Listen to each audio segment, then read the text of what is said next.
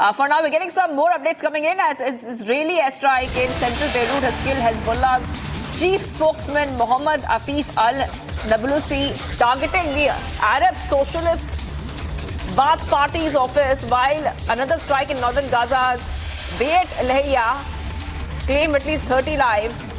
Hezbollah confirmed Afif's death, marking the latest in a series of targeted killings of its senior officials. Since the escalation of hostilities in September, the attacks occurred amid Lebanese deliberations over a US-led ceasefire proposal, with officials accusing Israel of expanding strikes to press negotiations.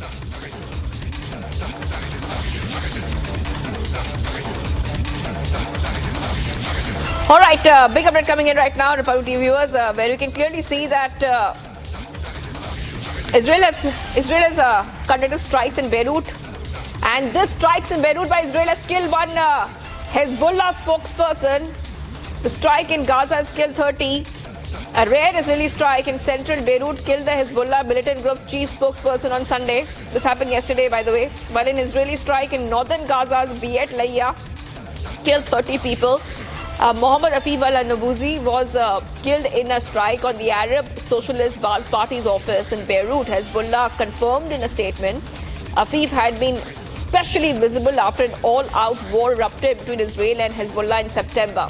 We move ahead right now, viewers, and we will get you more updates coming in from all across the globe in our next international wrap. Let's get started.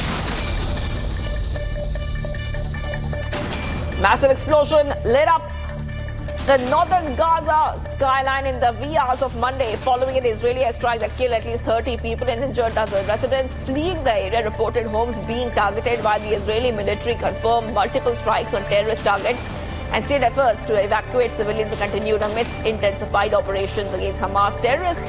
Amid this, 2 Israeli soldiers were killed in northern Gaza on Sunday. President Joe Biden toured the drought-stricken Amazon River basin, becoming the first sitting U.S. president to visit the rainforest. During his visit, Biden met indigenous leaders and participated in a welcoming ceremony led by 3 indigenous women. He also visited a museum at the Amazon's Gateway and proclaimed November 17th as International Conservation Day, given the role of the rainforest in storing carbon dioxide and mitigating climate change.